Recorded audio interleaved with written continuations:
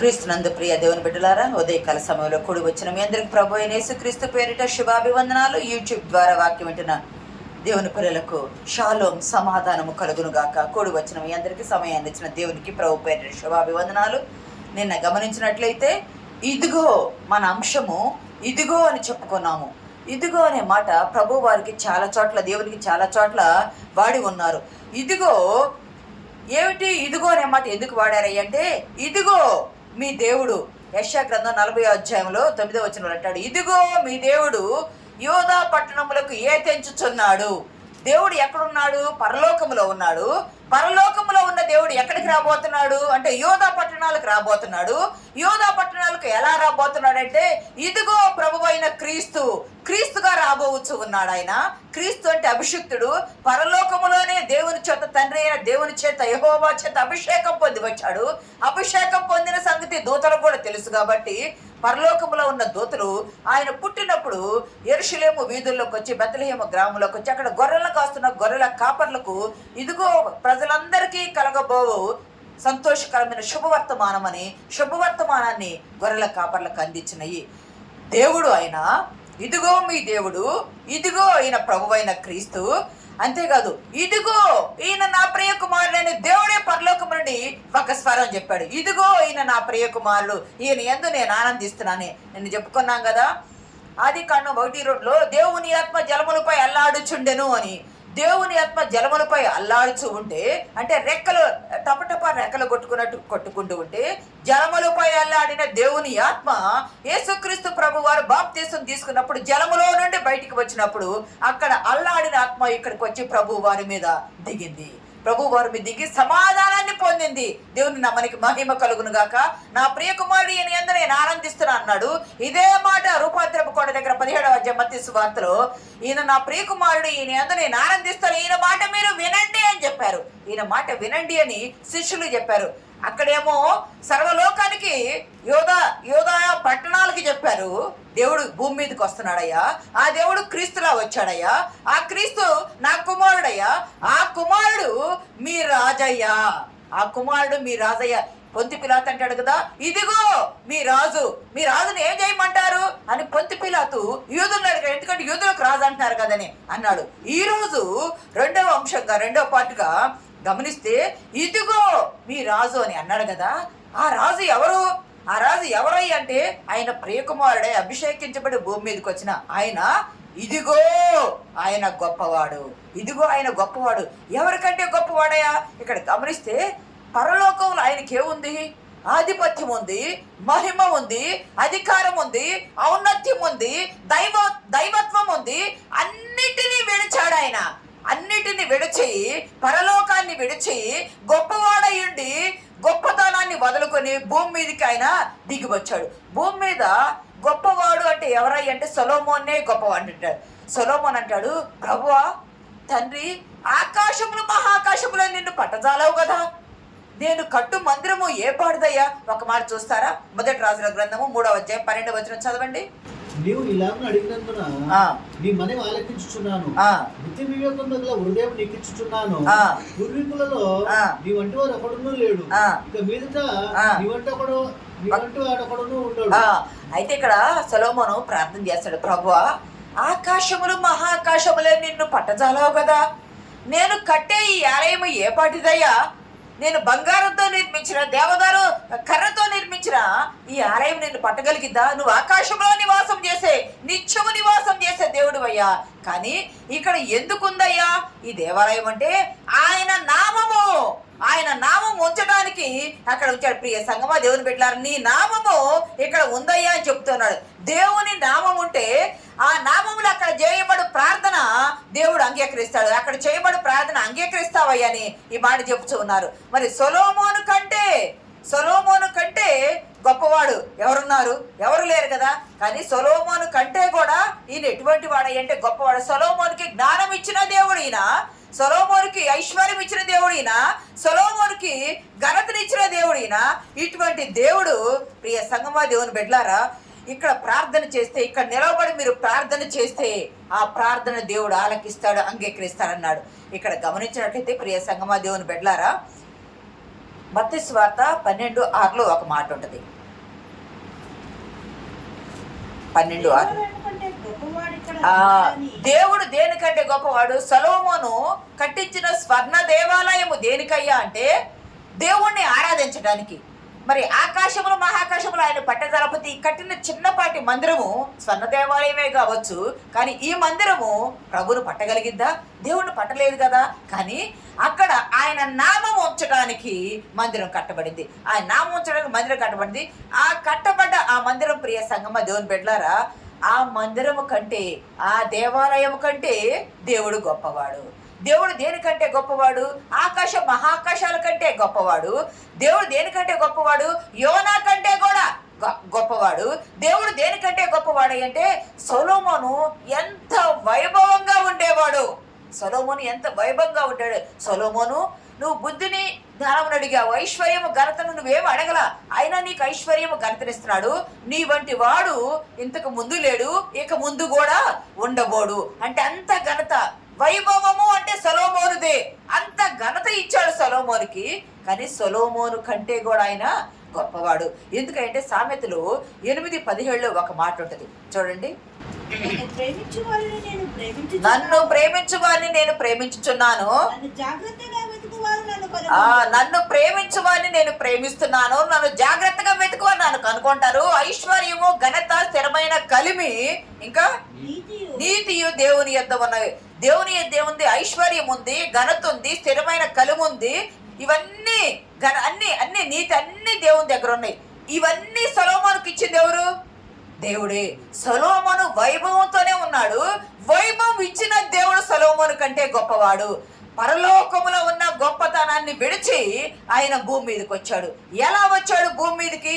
ఆయన భూమి మీదకి ఎలా వచ్చాడయ్య అంటే మత్తయి సువార్త, ఇదే మత్తయి సువార్త 12:18 ఒక మాట ఉంటది. ఇదిగో ఈయన గొప్పవాడు, పరలోకములో ఉన్న గొప్పతనాన్ని, ఆధిపత్యాన్ని, అధికారాన్ని విడిచి భూమి మీదకి వచ్చాడు. సొలొమోను కంటే కూడా ఈయన గొప్పవాడు. ఈ గొప్పవాడు భూమి మీదకి ఎలా వచ్చాడంటే, ఇదిగో నా కుమారుడు, ఇదిగో నా సేవకుడు, ఇదిగో నా కుమారుడు అని ఒకప్పుడు అన్నాడు కదా ప్రభు వారు మత్తయి సువార్తలోనే. ఇదిగో ఇప్పుడు నా సేవకుడు. ఆ కుమారుడే ఎలా వచ్చాడంటే సేవకుడుగా వచ్చాడు. యెషయా గ్రంథ ప్రవచన నెరవేర్పు చేయడానికి ఆయన వచ్చాడు. 42 అధ్యాయములు 1-4 వరకు ఉంటాయి. కానీ యెషయా గ్రంథము, ఇదిగో ఈయన నా కుమారుడు, ఇదిగో ఈయన నా సేవకుడు. ఎట్లా వచ్చాడయ్యా ఆయన అంటే శ్రమ సేవకుడిగా వచ్చాడు. సేవకుడు అంటే పరలోకములో దేవుడు కదా. దేవుడు భూమి మీదకి ఎంత సేవకుడిగా వచ్చాడంటే ప్రియ సంగమా దేవుని బిడ్డలారా, ఆయన కుమారుడు, ఆయన సేవకుడు. ఆయన దేవుడు ఏర్పాటు చేసుకుని దేవుడు ప్రేమించిన వాడు. ఆయన విధేయతతో తండ్రిని సంతోషపెట్టినవాడు. ఆయన అన్యజనులతో కూడా తన విమోచన ప్రణాళికను కొనసాగించేవాడు. ఆయనపై దేవుని ఆత్మ ఉన్నాడు. ఆయన దీనుడు, అహింసవాది, హింస పెట్టేవాడు కాదు. అన్యజనులతో సహా సార్వత్రిక రాజ్యాన్ని ఏలడానికి భూమి మీదకి వచ్చాడు. ఎంత గొప్పవాడు! శ్రమా సేవకుడుగా వచ్చాడు. గమనించండి, యెషయా గ్రంథం 53 ప్రవచనం అంతా ఇలా నెరవేరింది కదా. అతను నలగొట్టడు యెహోవాకు ఇష్టమాయను. శ్రమ సేవకుడిగా వచ్చినాయి. పక్కనే ఉన్న వెన్నుపోటు పొడిచిన 30 వెండి నాణాలు కమ్మించిన యోధా లాంటి వాడు తెలిసి కూడా యోధా కాళ్ళు గడిగాడు. ఈయనెవరో నాకు తెలియదని బొంకిన పేతురు కాళ్ళు గడిగాడు. ఆయన ప్రక్కలో చేతిలో గాయాల్లో వేలు పెట్టి తిప్పుతే నమ్ముతాను అన్న తోమ కాళ్ళు కూడా గడిగాడు. ఎంత శ్రమ సేవకుడు! దాసులు గడుగుతారు. దాసుని కంటే కూడా హీనత్వంగా వచ్చాడు. మనుషుల పోలికగా పుట్టి, ఫిలిప్పీ 2:7 అంటాడు కదా, ఆయన మనుషుల పోలికగా పుట్టి దాసుని స్వరూపం ధరించుకొని తనను తాను రిక్తునిగా అంటే ఎంప్టీ హ్యాండ్స్, ఏమీ లేవు ఆయనకు. ప్రియ సంగమా దేవుని బిడ్డలారా, సమస్తము ఆయన విడిచిపెట్టి అంత ఆధిక్యత అధికారం గల దేవుడు, అంత మహిమ ప్రభావం గల దేవుడు భూమి మీదకి శ్రమ సేవకుడిగా వచ్చాడు. ఎందుకు వచ్చాడయ్య అంటే మొదటి కుమారుడైన ఆదాము అవిధేయత చూపిస్తే రెండవ కుమారుడైన ఆదాముగా ఈయన తండ్రిని మహిమపరచడానికి వచ్చాడు. ఆ శ్రమలలో కూడా తన ప్రేమను ఆయన వెల్లడిపరిచాడు. మన బలహీనతలు ఆయన వహించుకున్నాడు, మన రోగాలు ఆయన భరించాడు. ఆయన ఈ ప్రవచన గ్రంథ నెరవేర్పు అనేది జరిగింది. ఇక్కడ గమనించినట్లే గొప్పవాడిగా ఉన్నాడు. సొలొమోను కంటే గొప్పవాడు భూమి మీదకి దిగి వచ్చాడు. గొప్పతనాన్ని విడిచి వచ్చాడు, తీసుకొని రాలా. విడిచి వచ్చిన ఆ దేవుడు ఎలా ఉన్నాడు అంటే శ్రమ సేవకుడిగా వచ్చాడు, దాసుడిగా. పాదాలు గడిగేంత దీనత్వాన్ని నేను చెప్పుకున్నాను కదా, చూడవసరం లేదు. కానీ ఎంతగా తగ్గించుకొని వచ్చాడంటే యెషయా గ్రంథం 51లో ఉంటుంది కదా, నువ్వు ఆకాశమున వీపు వంచితే భూమి మీదకి వంగిందంట. 51 లాస్ట్ వచ్చిన చదవండి. యెషయా గ్రంథం 51 లాస్ట్ వచ్చిన. నీవు నీ వీపును దాటు వారికి దారిగా చేసి, నీవు దాటు వారికి దారిగా చేసి నేలకు దానిని వంచితి. నేల వరకు వంచాడంట. పరలోకములో ఉన్న దేవుడు ఎంతగా విధేయత చూపించాడంటే నేల వరకు వచ్చి, ఇంకా పరలోకం వెళ్ళాలంటే దాటాలంటే ఆయన వీపు మీద నుండే, ఆయన శిలువ మీద నుండే ఆయన అంతగా తగ్గించుకొని అంతగా దీనత్వంగా ప్రభువారు వచ్చి ఉన్నారు. గొప్పవాడు గొప్పతనాన్ని విడిచి వచ్చాడు. ఆయన కుమారుడు సేవకుడిగా వచ్చాడు. ఆయన ఇంకా ఎలా వచ్చాడు అంటే యెషయా గ్రంథం యోహాను సువార్త 18వ అధ్యాయము 5వ వచనంలో పిలాతు అంటాడు, నిన్నేమన్నాడు మనం చెప్పుకున్న దానిలో, ఇదిగో మీ రాజు అన్నాడు పిలాతు. ఇదిగో మీ రాజు అన్నాడు.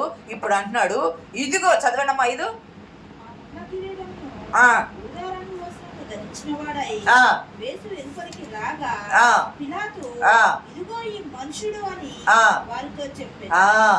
ఇక్కడ ఎలా ఉన్నాడంటే యోహాను సువార్త 19వ అధ్యాయము 5వ వచనంలో, నిన్న చెప్పుకున్న ధ్యానంలోనేమో ఇదిగో మీ రాజు, మీరు యూదుల రాజు అంటున్నాడు కదా, ఇదిగో యూదుల రాజు అంటే మాకు ఈయన రాజు కాదు, మాకు కైసరే రాజు అన్నారు.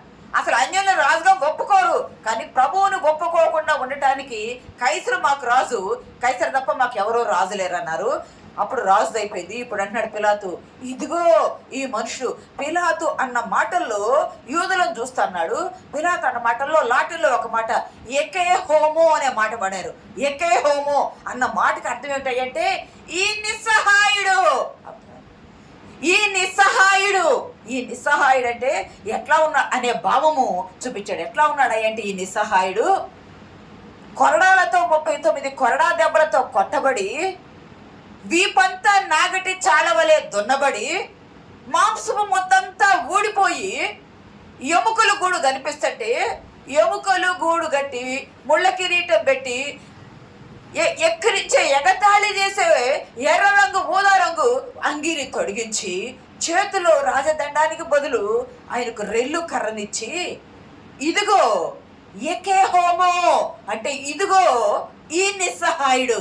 ఇంతకంటే హీనత, ఇంతకంటే దారిద్ర్యత, ఇంతకంటే అవమానము ఇంకేదన్నా ఉందా? ఏది లేదు. అంత గొప్పతనాన్ని పరిశుద్ధుడు నిత్యము దూతగణంతో కొనియాడబడే గొప్ప దేవుడు ఈ కిందకొచ్చి హేళన చేయబడి, కొట్టబడి, అవమానపరచబడి, గుద్దబడి, ఉమ్మి వేయబడి, ఉమ్మితో ముఖాన్ని కప్పబడి, కొట్టగా కన్నులన్నీ వాచిపోయి, ముఖమంతా వాచిపోయి, సొగసు స్వరూపము లేకుండా హీనపరచబడ్డబడి, సౌందర్యము కోల్పోయి, యెషయా గ్రంథంలో ఉంటది కదా, ఆయన సొగసు స్వరూపము లేని వాడయ్యను అంటే సొగసు స్వరూపం కూడా లేదు. సుందరుడైన ప్రభువు ముఖము వికారం అయిపోయిందట. ఆయన ఏ మనుషుని రూపము కంటే కూడా అందరూ విస్మయం పొందేటట్టు వికారమైన ముఖం అయిపోయిందంట ఆయనది. ఎందుకంటే అలాగూ కొట్టబడి గుద్దబడ్డాడు ప్రభు వారు. ఈ ఎకే హోమో ఈ నిస్సహాయుడయ్యా, ఇదిగో ఈ మనుషుణ్ణి. ఇంకా ఏం చేస్తారయ్యా ఈ మనుషుణ్ణి? ఇంకా ఏం చేస్తారు? ఇది ఇంతకంటే అవమానం ఉందా అంటే వారి కోపం ఇంకా చల్లారలేదు. ఈ మనుషుడు అన్నప్పుడు ఆ మనుషుడు ఎట్లా వచ్చాడంటే మనుష్యుడిగా వచ్చాడు. ఆయన గొర్రెపిల్ల అని అన్నాం కదా మనము. గొర్రెపిల్ల అంటే గొర్రెపిల్ల పోలిక కాదు, గొర్రెపిల్ల స్వభావము. ఈయన ఏ పోలిక? మనుషుల పోలిక. ఆదాము మనిషి కదా, ఆదాము పోలిక, మనుషుల పోలిక. దాసుని స్వరూపం ధరించుకొని రిక్తునిగా చేసుకొని ఆయన ఇక్కడికి వచ్చాడు. చూడటానికి హృదయ విచారకరంగా ఉన్నాడు ఆయన ప్రభువారు. సౌందర్యం యెషయా గ్రంథం 53 ప్రవచనం అంతా ఈయనలో నెరవేరింది. ప్రియ సంగమా, ఎందుకు పంపబడ్డాడయ్యా యేసుక్రీస్తు ప్రభువారు అంటే ప్రజలకు తీర్పు తీర్చడానికి కాదు, లోకానికి తీర్పు తీర్చడానికి కాదు ఆయన పంపబడింది, లోకానికి రక్షణ ఇవ్వటానికి పంపబడ్డాడు. లోకానికి రక్షణ ఇవ్వబడ్డాడు. ఇదిగో గొప్పవాడు, ఇదిగో నా సేవకుడు, ఇదిగో ఈ మనుషుడు. ఈ మనుషుడిని ఎంతగా అవమానిస్తారు. మన కొరకు అంత అవమానపరచబడ్డ ఆ ప్రభువుని మనం చూడటానికి కూడా ఇష్టపడలేదు. మనం చూడటానికి కూడా ఇష్టపడలేదు. ఈ మనుషుడు ఏమి చేయమంటారు? ఈ మనుషుడు అంటే సిలువ వేయండి, సిలువ వేయండి అని కేకలు వేశారు. ఈ మనుషుడు వచ్చి ఆయన సిలువ మరణం పొందటానికి వచ్చాడు కాబట్టి నలిగిన రేలును విరవడు అవిసరారవతి ఆర్పణ. ఆయన యెషయా చదవండి ఒకసారి. మనుషుల వల్ల విసర్జించబడ్డవాడయ్యాడు. అతనికి సౌందర్యము, స్వరూపము, సొగసు ఏదీ లేదు. మనుషులందరూ చూసి విస్మయం పొందిపోయారట. ఈయన యేసు అంటే ఆ హీనపరచబడ్డ విస్మయం పొందిన యేసును చూపిస్తూ ఎకేహోము అని పిలాతు పలుకుతూ ఉన్నాడు. అంటే ఈ నిస్సహాయుణ్ణి ఏమి చేయమంటారు? ఈ నిస్సహాయుణ్ణి, అంత గొప్పతనాన్ని, ఆయన దేవుడు అయి ఉన్నాడు కదా, ఆయన గొప్పవాడు అయి ఉన్నాడు కదా, ఆయన అభిషిక్తుడు క్రీస్తు అయి ఉన్నాడు కదా, ఆయన దేవుని కుమారుడు అయి ఉన్నాడు కదా, ఆయన మాట వినమన్నాడు కదా, ఆయన రాజు అయి ఉన్నాడు కదా, ఆయన మనుషుడిగా వచ్చాడు. ఇదిగో మనుషుడిగా వచ్చాడు కదా. ప్రియ సంగమా, దేవుని బిడ్డలారా, ఇంతకంటే ఇంకా అవమానపరచబడేది ఏది కూడా లేదు. ఈరోజు ఇప్పుడు అంటున్నాడు ఆయన ఇంకా ఎట్లా ఉన్నాడయ్యా అంటే, ఎట్లా వచ్చాడు, ఏంటి, ఏమి చేయాలి ఈ మనుషుని అంటే ఆయన్ని సిలువ వేయన్నారు. సిలువ బయటకు ఇచ్చారు, అప్పగించారు, సిలువ వేస్తున్నారు. సిలువలో ఎలాగొచ్చాడు అంటే యోహాను సువార్త 1వ అధ్యాయము 29వ వచనము 36వ వచనం. మర్నాడు యోహాను యేసు తన ఎదురుకు రాగా చూచి, ఇదిగో లోక పాపను మోసుకొని పోవు దేవుని గొర్రెపిల్ల, నా వెనక ఒక మనుషుడు వచ్చుచున్నాడు, ఆయన నాకంటే ప్రముఖుడు గనుక నాకంటే మొదటి వాడు ఆయనని నేను ఎవరిని గురించి చెప్పితును, ఆయన ఈయన. బాప్తీసం ఇచ్చి యోహాను చెబుతున్నాడు, ఇన్ని దేవుడు పరలోకములో ఉన్నాడు. మనం జాగ్రత్తగా వింటే అంశాలుగా, దేవుడు పరలోకములో ఉన్నాడు. ఇద్దరు మనుషుల మధ్య దేవుడు అంట, ఒక భక్తుడు అంటాడు, దేవునికి మనసుకి కష్టము కలిగింది, తండ్రి మనసుకి కష్టం కలిగింది. ఎందుకు కష్టం కలిగింది అంటే, మన అన్నాం కదా కప్పర్ అని, అంటే ఇద్దరు మనుషులకి సంధి చేయటం. ఎవరికి? తండ్రి అయిన దేవునికి ఏర్పాటు చేసుకున్న కుమారుడు అతని సంతతి తండ్రి నుండి తప్పిపోయారు కదా, సాతాను దూరపరిచింది కదా. అప్పుడు యేసుక్రీస్తు ప్రభువారి తండ్రి, నాకు ఒక శరీరం అమర్చు, నేను భూమి మీదకి వెళ్ళి, ఆయన దేవుడై ఉన్నాడు, భూమి మీదకి వెళ్ళి నేనేం చేస్తా, కప్పర్ చేస్తా, అంటే సంధి చేస్తా తండ్రిని, శరీరాన్ని అమర్చుకొని ఆయన భూమి మీదకి వచ్చాడంట. ఆయన దేవుడు కదా, భూమి మీదకి వచ్చాడు. ఎక్కడికి వచ్చాడు?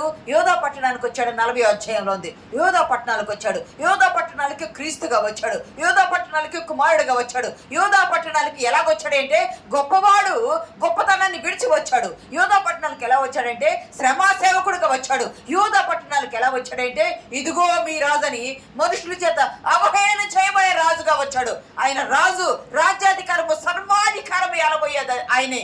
ఆయన మీ రాజు అంటే రాజరికాన్ని విడిచి వచ్చాడు. ఇదిగో ఈ మనుషుడంటే మనుష్యతనము కూడా విడిచి దాసుని స్వరూపం తెలుసుకొని శ్రమా సేవకునిగా ఆయన వచ్చాడు. శ్రమా సేవకుడు అయ్యుండి ఆ శ్రమా సేవకుడు కాళ్ళు గడికి వచ్చాడు. ఇదిగో ఈ మనుషుడంటే ఆ మనుషుడు నిస్సహాయుడయ్యాడు. ఎకేహోమో నిస్సహాయుడయ్యాడు. ఏమి చేయలేడు, తల వంచుకొనే ఉన్నాడు. అవమానపరచబడ్డ తల వంచుకో, ఒక్క మాట మాట్లాడ, నలిగిన రెల్లును విడిచేవాడు కాదు ఆయన. ప్రియ సంగమా, ఆయన చేతులు ఏముంది? రెల్లు కర్ర ఉన్నది. ఆ కర్రను కూడా విరిచేవాడు కాదు ఆయన. అయితే ఆయన్ని సిలువ వేయండి అన్నప్పుడు సిలువలోకి ఎలాగ వెళ్ళాడయ్యా అంటే, ఇదిగో లోక పాపమును మోసుకొని పోవు దేవుని గొర్రెపిల్ల. ఇదిగో లోక పాపమును మోసుకొని పోవు దేవుని గొర్రెపిల్లగా ఎందుకు వచ్చాడయ్యా ఆయన అని మనం అనుకున్నట్లయితే, లోక పాపాన్ని మోసుకొని పోవాలిగా. లోక పాపాన్ని మోసుకొని పోతే, లోక పాపాలు మోసుకొని పోవడానికి ప్రధాన యాజకులు ఏం చేస్తారు? గొర్రెపిల్ల మీద తల మీద చేతులు పెట్టి పాపాన్ని ప్రోక్షిస్తారు. ఇదిగో ఈ కుటుంబం చేసిన పాపము, ఇదిగో ఈ మనుషులు చేసిన పాపము, ఇదిగో లోకము చేసిన పాపమని ఆ గొర్రె పిల్ల తల మీద ప్రోక్షిస్తాడు. పరలోకములో తండ్రి ప్రోక్షించి పంపించాడు కదా, అభిషేకం చేసి పంపించాడు కదా భూమి మీదకి ఏదో పట్టణాలకి. ఇక్కడ యాజకుని కుమారుడిగా బాప్తిసం ఇచ్చి యోహాను కూడా యాజకుడే. యాజకుడుగా యేసుక్రీస్తు ప్రభు వారి తల మీద ఆత్మ ఎవరి మీద దిగిద్దో ఆయన చూస్తా ఉన్నప్పుడు తల మీద చేతులు పెట్టి యాజకునిగా అభిషేకం చేశాడు. గొర్రెపిల్ల, గమనించండి, గొర్రెపిల్లను ఇద్దరైనా అంగీకరించాలా? పరలోకముల తండ్రి అంగీకరించి భూమి మీదకి పంపించాడు. భూమి మీద బాప్తిసం ఇచ్చి యోహాను అంగీకరించాడు. లోక పాపమును మోసుకొని పో దేవుని గొర్రెపిల్లని, దేవుని గొర్రెపిల్లగా శిలువ మీద బలి అవ్వడానికి వచ్చింది. ప్రియ సంగమా, దేవుని బిడ్డలారా, ఆయన ఎలా వచ్చాడయ్యా అంటే 53 అంటే వదుకు తేబడు గొర్రెపిల్లయు బొచ్చు కత్తిరించవాడు గొర్రెయు మౌనంగా ఉండినట్లు ఆయన మౌనంగా ఉన్నాడు. కానీ తీర్పు ఎదుట 6 తీర్పుల్లో ఒక్కసారి కూడా ఒక్క చోట కూడా ఆయన ఒక్క మాట కూడా మాట్లాడలేదు. ప్రియ సంగమా, ఆయన ఎందుకు వచ్చాడయ్య అంటే దేవుని తీర్పును లోక పాపాన్ని మోసుకొని పోవటానికి వచ్చాడు. పాపానికి పాపాత్మనికి వ్యతిరేకంగా రగిలే దేవుని ఉగ్రతను చల్లార్చడానికి వచ్చాడు. పాపము పాపాత్మునికి వ్యతిరేకంగా ఉగ్రత రేగుతుంది కదా, ఆ రేగే ఉగ్రతను, తండ్రి దగ్గర ఉగ్రత ఉంది, ఆ రేగే ఉగ్రతను చల్లార్చడానికి శ్రమ సేవకునిగా వచ్చాడు. గొర్రెపిల్లగా బతుకు తేబడు గొర్రెపిల్లగా వచ్చాడు. ఆయన ఒక మాట అంటాడు కదా, నేను ఎందుకు వచ్చానంటే 1 యోహాను 4:10 అంటాడు, దేవుడు యేసుక్రీస్తు తన ప్రాణాన్ని అర్పించి దేవుని ప్రేమించటమని కాదు, తానే మనల్ని ప్రేమించి మన పాపములకు ప్రాయశ్చిత్తమై ఉండుటకు తన కుమారుడు పంపాను. ఎందుకు పంపించాడు తండ్రి? మన పాపాలకు ప్రాయశ్చిత్తము కొరకు ఈ గొర్రె పిల్లను పంపించాడు. మన పాపాలకు ప్రాయశ్చిత్తం కొరకు ఈ గొర్రె పిల్లను పంపించాడు. మనం గమనిస్తే లేవి 1:3 ఉన్నది, యాజకుడు అంగీకరించకుండా గొర్రె పిల్లను అర్పించలేరు. ఇప్పుడు యాజకుడు అంగీకరించాడు కదా, యాజకుడు జకరయ్య యాజకుడు కదా, జకరయ్య కుమారుడైన యేసుక్రీస్తు ప్రభు వారికి బాప్తిసం ఇచ్చుటకే దేవుని చేత పంపబడ్డవాడు కదా బాప్తిసం ఇచ్చి యోహాను. ఇదిగో అంగీకరించాడు, లోక పాపమును మోసుకొని పోవు దేవుని గొర్రె పిల్ల అంటే అంగీకారం జరిగింది కాబట్టి శిలువ మీదకి బలి అవటానికి గొర్రెపిల్లగా ఆయన వెళ్ళాడు. 1 కొరింథీ 5:8 మనం ఎప్పుడు చూస్తాం కదా, ఇదిగో క్రీస్తు అను మన పస్కా పశువు. క్రీస్తు అంటే యేసు కాదు, గమనించండి, యేసు అంటే రక్షకుడు, క్రీస్తు అంటే అభిషిక్తుడు. అభిషేకము చేయబడి పంపబడిన క్రీస్తు అను మన పస్కా పశువు శిలువ మీద బలి అవుతుంది. క్రీస్తు అను మన పస్కా పశువు శిలువ మీద బలి అవుతుంది. గమనించండి, గొర్రె పిల్ల బలి అంగీకరించకుండా దేవుడు అర్పణ అంగీకరించాడు. గమనించారా? హేబేలు కయ్యూను అర్పణలో 2 అర్పణలు ఇచ్చారు. హేబేలు అర్పణ ఇచ్చాడు, కయ్యూను అర్పణ ఇచ్చాడు. హేబేలు గొర్రెపిల్ల శ్రేష్టమైనది ఇచ్చాడు, అంగీకరించబడింది. కయ్యూను అర్పణ అంగీకరించబడిందా? దేవుని సన్నిధానంలో అంగీకరించబడలా. యేసుక్రీస్తు ప్రభు వారిని కూడా యాజకుడు దేవుడు అంగీకరించకపోతే ఈ అర్పణ అంగీకరించబడేది కాదు. తండ్రి పరలోకంలో అభిషేకించి అంగీకరించి పంపించాడు, భూమి మీదకి వచ్చాడు గొర్రెపిల్లగా, లోక పాపాన్ని మోసుకొని పోయే శ్రమ సేవకునిగా వచ్చాడు. ఆ గొర్రెపిల్ల అభిషేకించబడి అంగీకరించబడి శిలువ మీద బలి అవటానికి వచ్చింది. ఎందుకు వచ్చాడయ్యా అంటే, నేను యోహానులో 3:17 ఒక మాట చూడండి. యోహాను 3:17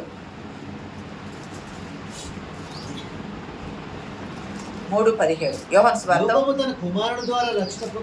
లోకము దేవుడు లోకానికి ఎందుకు పంపించాడంటే తన కుమారుని ద్వారా రక్షణ పొందుటకే గాని తీర్పు తీర్చుటకు ఆయనను లోకములోనికి పంపలేదు.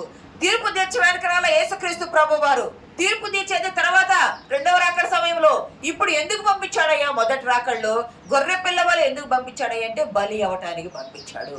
అందుకే శిబిరము వెలుపల బలి ఎక్కడయ్యారు? హెబ్రీ పత్రికలో ఉంటుంది కదా, శిబిరము వెలుపల 11-12 ఉంటుంది కదా, శిబిరము వెలుపల ఆయన శ్రమ పొంది అక్కడ బలి అర్పణివ్వబడ్డాడు. ప్రియ సంగమా, ఏది కొట్టివేలా పాత నిబంధన నెరవేర్చి సిలువలో స్థాపించి అప్పుడు కొట్టివేశాడు. ఎట్లా వచ్చాడంటే సింపుల్గా కొన్ని మాటలు ఎట్లా వచ్చాడంటే యెషయా 40:9 చెప్పిన రీతిగా, యోధా పట్టణములకు ఇదిగో మీ దేవుడు ఏ తెంచుచున్నాడో, యోధా పట్టణానికి ఏ తెంచాడు, ఇదిగో మీ దేవుడు ఎట్లా వస్తున్నాడు అంటే ఆయన గొప్పవాడు, ఇదిగో దేవుడు మీ దేవుడు వస్తున్నాడు, ఇదిగో ఆయన గొప్పవాడు, ఇదిగో ఆయన క్రీస్తు, ఇదిగో ఆయన నా ప్రియ కుమారుడు, ఇదిగో మీరు ఆయన మాట వినండి, ఇదిగో మీ రాజు, ఇదిగో ఈ మనుషుడు, ఇదిగో నా సేవకుడు, ఇదిగో లోక పాపమును మోసుకొని పోవు దేవుని గొర్రె పిల్ల. ప్రియ సంగమా గమనించండి, 8 వచ్చినాయి, వీటిల్లో 7 రోజులు 7 క్రమాలు అయిపోయినాయి. 8వ రోజు తొలిత పాత నిబంధన 6 దినాలు సృష్టి చేసి 7వ దినం విశ్రాంతి తీసుకున్నారు. 8వ దినము నూతన నిబంధన ప్రారంభము. గమనించండి, దాన్ని కొచ్చివేశాడు, ఇక్కడ ప్రారంభించాడు. నూతన నిబంధన ప్రారంభమే సిలువ బలియాగము. ఇంకా బలి చేయవలసిన పని లేదు. సర్వ మానవాళి పాపాన్ని భరించటానికి ఆయన వచ్చి భరించి సిలువలో బలి అయ్యి తాను వచ్చిన పని మొదటి ఆదాము నెరవేర్చాడా తండ్రి చిత్తము? నెరవేర్చలేదు. కాబట్టి 2వ ఆదాముగా తండ్రి నీవు పంపించిన పని నేను పూర్తిగా నెరవేర్చా, నాకు అక్కడ ఏ మహిమ ఉందో ఆ మహిమతో నీవు నింపు అని నా ఆత్మను నీ చేతికి అప్పచెప్పుకున్నానని ఆయన ప్రభు సన్నిధానానికి ఆత్మను అంటే తండ్రి పంపించిన పని సంపూర్తిగా నెరవేర్చి తండ్రిని మహిమపరిచాడు. ప్రియ సంగమా, మన రాజు, మన ప్రభువు, మన దేవుడు, మన రక్షకుడు, గొప్పవాడు, అధికారము, ఔన్నత్యము, బలము, పరాక్రమము, ప్రభావము, ఉన్నతి సమస్తము విడిచిపెట్టి పాదాలు కడగటానికి వీపును వంచి నేల మీదకి వచ్చిన మన ప్రభువు, ఇంతకంటే గొప్ప దేవుడు ఎవరున్నారు? ఇంతకంటే రక్షకుడు ఎవరున్నారు? ఆయన మన కొరకు బలి అర్పణై గొర్రె పిల్లగా పాపాన్ని మోసుకొని పోయి నా సర్వ మానవాళి పాపాన్ని మోసుకొని పోయి సిలువలో బలి అయ్యాడు. అది కల్వరి గిరి సిలువదారి. ఆయన ఆ కల్వరి గిరిలో మన కొరకు ప్రాణం పెట్టిన బలి అయిపోయిన గొర్రె పిల్ల మనల్ని రక్షించడానికి. ఆ రక్షణను నిర్లక్ష్యము చేస్తే ఎలాగో తప్పించుకుంటావు? నిర్లక్ష్యము చేయకూడదు. భద్రముగా కాపాడుకోవాలా, హృదయంలో భద్రపరచుకోవాలా, జీవితాన్ని రక్షణలో కట్టుకోవాలా, ఆత్మతో అభిషేకించుకోవాలా, పరలోకి చేరే వరకు తండ్రికి ఆత్మను అప్పగించుకునే వరకు సిద్ధపడగలిగి ఎత్తబడే సంఘంలో సిద్ధపడ్డ గుంపులో ఎత్తబడే బిడ్డగా నువ్వు నీ ఆత్మను రక్షించుకుని ముందు సాగిపోటుకు పరిశుద్ధాత్మ దేవుడు మనకు సహాయం దయచేయను గాక. ఆమేన్.